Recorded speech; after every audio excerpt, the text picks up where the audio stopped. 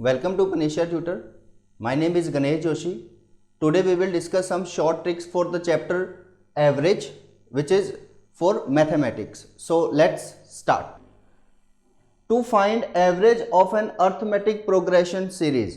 Basically till now अभी तक हम जो एवरेज फाइंड आउट करते हैं, हम कैसे फाइंड आउट करते हैं? जैसे हमारे पास कुछ नंबर हैं 2, 3, 5 या 6, इन 4 नंबर की मुझे एवरेज निकालनी हो तो what is the basic criteria?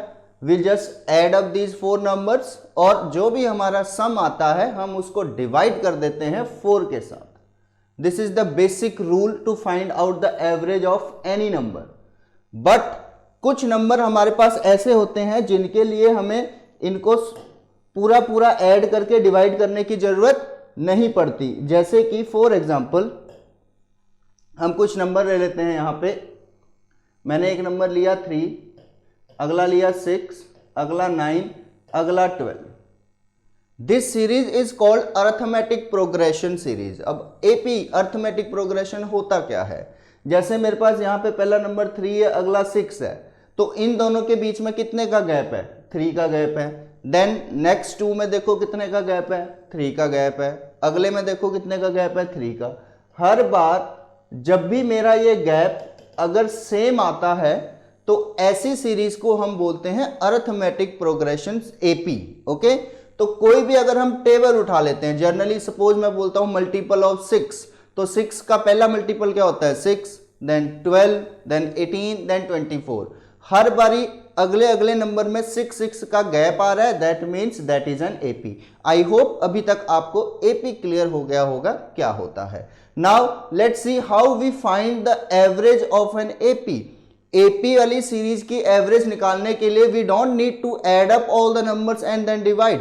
For example let's see, मैं कुछ पहले 5 नेचुरल नंबर ही ले लेता हूं. इजी से स्टार्ट करेंगे so that we can understand it easily. Okay, so इसके अंदर देखो हमारे पास क्या है. This is an AP. So इसकी एवरेज फाइंड आउट करने के लिए हमारे पास 2 वे आउट होते हैं. तो उन दोनों में से पहला तरीका क्या होता है? हमारे पास टोटल 5 नंबर हैं. इन 5 नंबर में से बिल्कुल मिडिल वाला नंबर कौन सा है? बीच वाला नंबर. देखो 2 नंबर इधर छोड़ देता हूं, 2 नंबर इधर छोड़ देता हूं. ये जो हमारे पास बिल्कुल बीच वाला नंबर है, मिडिल वाला, दिस इज द एवरेज. सी, हम सीरीज को देखते ही बता सकते हैं कि इसकी एवरेज क्या होगी. ओके, जैसे ही मुझे मिडिल नंबर पता लगता है और वो सीरीज एपी है तो हमको देखते ही पता लग जाता है कि इसकी एवरेज कितनी होगी, 3. This is the first way. Second way out क्या होगा? अब इन्हीं नंबर को अगर मैं 6 तक लिख लेता हूं, पहले मैंने 5 तक लिखा था, अब 6 तक लिख रहा हूं. जब 6 तक लिख रहा हूं तो मुझे बीच का एक मिडिल नंबर ढूंढना मुश्किल हो जाएगा. क्यों? क्योंकि एग्जैक्टली बीच में ये 2 नंबर लाई कर रहे हैं. अब ये जो 2 नंबर लाई कर रहे हैं, तो एक तो तरीका ये होगा यार, इन दोनों के बीच का जो भी नंबर है 3 एंड 4, इनके बिल्कुल मिडल में कौन सा नंबर लाई करेगा? 3.5. दैट मीन्स 1 to 6 जो हमारे पास नेचुरल नंबर होते हैं उनकी एवरेज होगी 3.5. तो फर्स्ट वे मैं क्लियर कर चुका हूं कि जो भी मिडल वाला नंबर होएगा that is the average. What is the another way to find out the average? तो उसके लिए हम क्या करते हैं? This is the first number plus last number divided by 2. तो हमारे पास यहां पे फर्स्ट नंबर कितना है? 1, और हमारे पास यहां पे लास्ट नंबर कितना है? 6. तो 1 + 6/2 यानी कि 7/2. हमारे पास एवरेज क्या आती है? 3.5. इन दोनों में से किसी भी वे को मैं अपनी कन्वीनियंस के हिसाब से यूज कर लूंगा. जहां पे मुझे जो चीज अप्लाई करनी ज्यादा इजी होगी वहां पे मैं उसको अप्लाई कर लूंगा. Okay, let's move to the next question based on these types. अब देखो इसके अंदर हमें क्या गिवन है? Find average of 20 natural numbers. 20 natural numbers का एवरेज फाइंड आउट करना है. क्या होना चाहिए इसका एवरेज? मैं कहूंगा इसका आंसर आएगा डाटा इज इनएडिक्वेट, या we can say we can not be determined. Why? क्योंकि इन्होंने बोला है 20 नेचुरल नंबर्स. अब वो 20 नेचुरल नंबर आप कौन से लोगे? वो आपके 21 to 40 भी हो सकते हैं, वो आपके 61 to 80 भी हो सकते हैं. जब हमें पता ही नहीं है कि मुझे कौन से नेचुरल नंबर उठाने हैं, till then I can not answer. अगर हमारे पास यहां पे होता average of first 20 natural numbers, फिर तो मैं इसका एवरेज बड़ी इजीली निकाल सकता था। तो हाँ, पहले 20 नेचुरल नंबर बिल्कुल अर्थमेटिक प्रोग्रेशन होता है, हर किसी में एक एक का ही गैप होता है। तो उनमें से जो हमारे पास फर्स्ट नंबर होता है वो क्या होता है 1। What is the last number 20 तक 20/2, यानी कि 21/2। 21 का हाफ कितना होता है 10.5। 10.5 इज द आंसर। बिना कुछ लिखे डायरेक्टली सीरीज को देखते ही we can go for the answer. Let's move to the next question.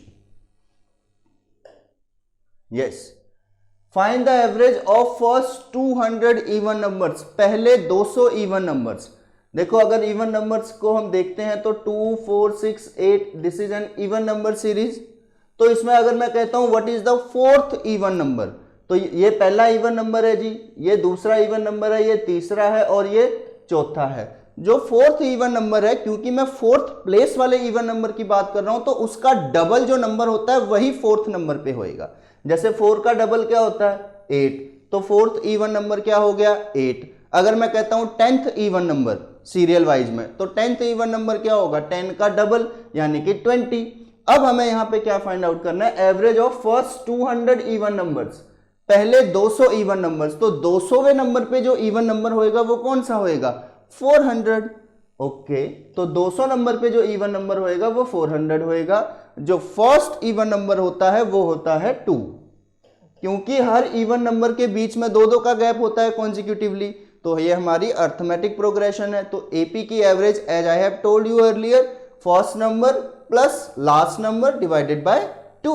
Then we have 402 divided by 2। 400 का हाफ क्या होता है 200, 2 का हाफ कितना होता है 1। So our answer is 201। Within seconds we can go for the answer. Let's move to the next question now. Find the average of first 200 odd numbers. काफी मिलता जुलता क्वेश्चन है जो हमने अभी लास्ट किया है 1, 3, 5, 7। बट अब इसके अंदर क्या होता है, ये मेरा फर्स्ट ऑड नंबर है, ये मेरा सेकंड ऑड नंबर है, ये थर्ड है और ये फोर्थ है। अब इसके अंदर ऐसा नहीं है कि अगर मैं फोर्थ प्लेस वाला ऑड नंबर निकाल रहा हूं तो वो उसका डबल है, नहीं, ये क्या है उसके डबल से एक कम। जैसे मुझे फोर्थ प्लेस वाला ऑड नंबर फाइंड आउट करना है तो 4 का डबल कितना होता है 8 - 1, मतलब 7 is the fourth place odd number. Okay, अब जैसे मुझे यहां पे कितने का बताना है, इसमें भी सेम फर्स्ट 200 का बताना है जी। तो 200 नंबर पे जो ऑड नंबर होगा वो कौन सा होगा, तो 200 का डबल कर दो, कितना आया 400। बट 400 नहीं लेना, 400 में से 1 को माइनस कर देंगे। तो 400 - 1, 400 - 1 कितना होता है 399। तो मेरे पास जो लास्ट नंबर है वो 399 है। जो फर्स्ट ऑड नंबर होता है वो 1 होता है। Will divide it with 2 to get my answer. So my answer is 400 divided by 2, यानी कि मेरा आंसर कितना आ गया 200। इसके लिए कुछ स्पेसिफिक कोई फॉर्मूले वगैरह हैं तो वो याद करने की कोई ज़रूरत नहीं है। हम इतना सारा फॉर्मूला अपने माइंड में इकट्ठा नहीं करेंगे। We will just solve the questions with the concept. Okay, let's move to the next question now. Find average of first 30 multiples of 4। First 30 multiples of 4, 4 के पहले 30 मल्टीपल्स की एवरेज फाइंड आउट करनी है। What will be the first multiple of 4, 4 का पहला multiple 4 ही होगा जी। What will be the 30th, 30वें नंबर पे जो 4 का मल्टीपल होगा वो क्या होगा 30 × 4, यानी कि 120। I know what is my first number, I know what is my last number, and it's clear in my mind this series will be an AP. So my average will be first number plus last number divided by 2. Then 124/2. What will be the half of 124? 124 का half होता है 62. My answer is 62. Let's move to the next question now. Average of 5 consecutive even number is found to be 46. What is consecutive even number? Consecutive even number क्या होगा, serial wise even number लिखने हैं हमने। तो हमें नहीं पता हमारे पास कोई 5 consecutive इवन नंबर होंगे। ऐसे 5 कॉन्जिक्यूटिव इवन नंबर्स हैं। इन नंबर्स की जो एवरेज है वो हमें गिवन है 46। तो हमें बताना है find the highest number among them, उनमें से सबसे बड़े वाला नंबर कौन सा होगा, मुझे वो फाइंड आउट करके बताना है। अगर मैं इवन नंबर की सीरीज की बात करता हूं तो मेरे पास अगर लेट से पहला इवन नंबर अगर x है तो अगला इवन नंबर क्या होएगा x+2, उससे अगला क्या होएगा x+4, then x+6 and so on. ऐसा क्यों होता है? क्योंकि हर इवन नंबर में 2 का गैप होता है। बट अब इसके अंदर देखो मुझे क्या गिवन है कि जो मेरी एवरेज है वो 46 है। एज आई नो, स्टार्टिंग में मैंने आपको बताया था एवरेज को फाइंड आउट करने के हमारे पास 2 तरीके हैं। एक तो हमारे पास फर्स्ट प्लस लास्ट अपॉन 2 है, दूसरा तरीका हमारे पास होता है जो मिडल वाला नंबर। तो इसमें मैं मिडल वाला नंबर इजीली फाइंड आउट कर सकता हूं। 5 नंबर है तो बीच वाला नंबर ही मेरी एवरेज होगा। बीच वाला नंबर मीन टू से क्या होगा 46, क्योंकि हमें एवरेज गिवन है 46। अगर ये 46 है तो इससे नेक्स्ट जो इवन नंबर होएगा वो क्या होएगा 48, देन 48 के बाद नेक्स्ट इवन नंबर क्या होएगा 50। तो हमारा क्वेश्चन था find the highest number, so our highest number is 50। Okay, कोई भी फॉर्मूले की जरूरत नहीं है। Let's move to the next question now. Yes, again पिछले क्वेश्चन से काफी मिलता जुलता क्वेश्चन है बट थोड़ा सा डिफरेंट होगा उससे। Okay, so let's read the question first, then we will solve the question. What is the question? The average of 4 consecutive even number is 55. पहले हमारे पास 5 consecutive numbers थे, 5 numbers थे लगातार। अब हमारे पास 5 नंबर नहीं है, इन टोटल 4 नंबर हैं। इन 4 नंबर्स की हमें एवरेज गिवन है 55 और ये चारों ही consecutive even numbers हैं। Let's see how it works now. What I have to find first, let's see what we have to find. We have to find the square of difference between the highest and the smallest number among them. इसमें से जो सबसे highest number आएगा और जो सबसे smallest number आएगा, इन दोनों का डिफरेंस यानी कि इन दोनों का सब्ट्रैक्शन करके जो भी आएगा मुझे उसका स्क्वायर फाइंड आउट करके बताना है। अब क्वेश्चन तो ये है कि हम इसको फाइंड आउट कैसे करें। Let's apply the way we have learn just now कि हमें जब भी कोई सीरीज एपी होती है तो बीच वाला नंबर ही एवरेज होता है। अब 4 नंबर हैं तो ये 2 नंबर मिडल में एक्चुअली लाई करते हैं। अब 2 नंबर तो एवरेज हो नहीं सकते, इसका मतलब इन दोनों के बीच वाला नंबर ही एवरेज है। तो इन दोनों के बीच वाला नंबर एवरेज है, मतलब हमारी एवरेज आ गई 55। तो ये बीच वाला नंबर 55 है। अगर ये 55 है तो इससे जस्ट पीछे हमारे पास इवन नंबर क्या होगा 54, यहाँ पे क्या होगा 56। ये नंबर ऊपर है, सीरीज का पार्ट नहीं है क्योंकि हमें कॉन्जिक्यूटिव इवन नंबर्स लेने हैं। तो अगला नंबर हमारे पास होगा 58, 54 से पिछला होता है 52। What we have to tell, difference का स्क्वायर। तो 58 माइनस 52 दैट इज 6, 6 का स्क्वायर कितना होता है 36। This is our answer. Let's move to the next trick now. अब ये स्टेटमेंट बेस्ड क्वेश्चन आ गया। अब स्टेटमेंट वाले क्वेश्चन को हम बड़ी इजीली सॉल्व कर सकते हैं। सी क्या तरीका होता है, पहले सिचुएशन को पढ़ते हैं, हमें क्या सिचुएशन गिवन है। हर क्वेश्चन को सॉल्व करने के लिए फर्स्टली हमें समझना पड़ता है कि सिचुएशन क्या गिवन है, only then we can go for the answer. Let's read the question. The average weight of 29 students in a class is 48 kg। एक क्लास में 29 स्टूडेंट्स हैं, उन 29 स्टूडेंट्स की जो एवरेज वेट है वो 48 kg है। एवरेज मतलब हर बच्चा हम मान के चल रहे हैं 48 kg का है। If the weight of the teacher is included, अब उन 29 स्टूडेंट्स में अगर हम एक टीचर को भी साथ में बुला लेते हैं या उनको कैलकुलेट कर लेते हैं, इंक्लूड कर लेते हैं, the average wait rises by 500 grams. उससे क्या होगा, जो हमारी 29 स्टूडेंट्स की एवरेज थी पहले, जो भी वो एवरेज थी उसमें 500 ग्राम्स एड अप हो जाएगा, बढ़ जाएगा। What we have to tell, find the weight of the teacher.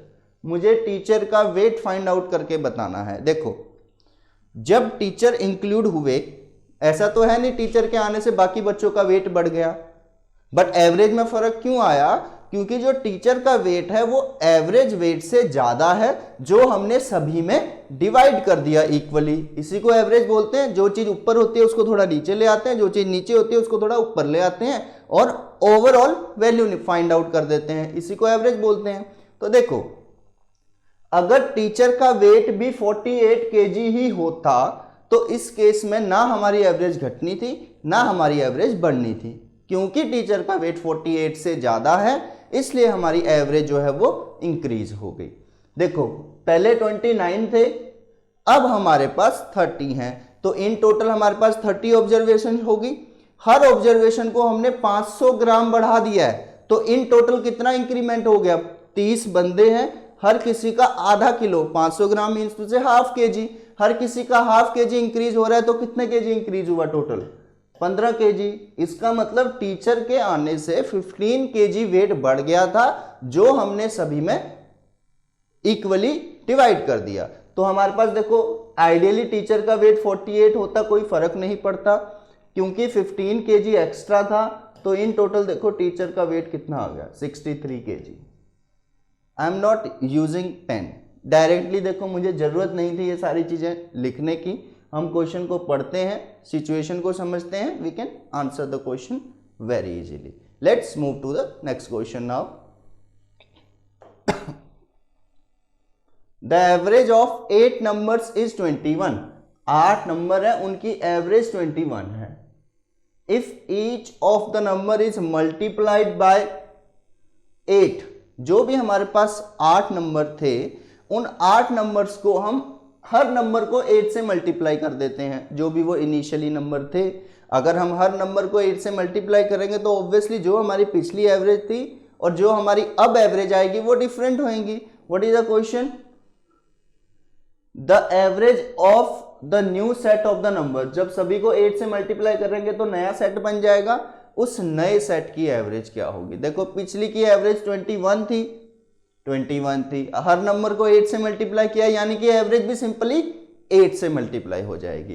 तो 21 into 8, 168 is the right answer. तो ऐसे क्वेश्चन में जो भी फर्क पर्टिकुलरली हर नंबर में पड़ता है, एवरेज में वही फर्क पड़ेगा। अगर मैं कहता कि each number is multiplied bye 3, तो 21 को 3 से मल्टीप्लाई कर देते। आई होप ये बहुत इजी है, सबको क्लियर होगा। Let's move to the next question now.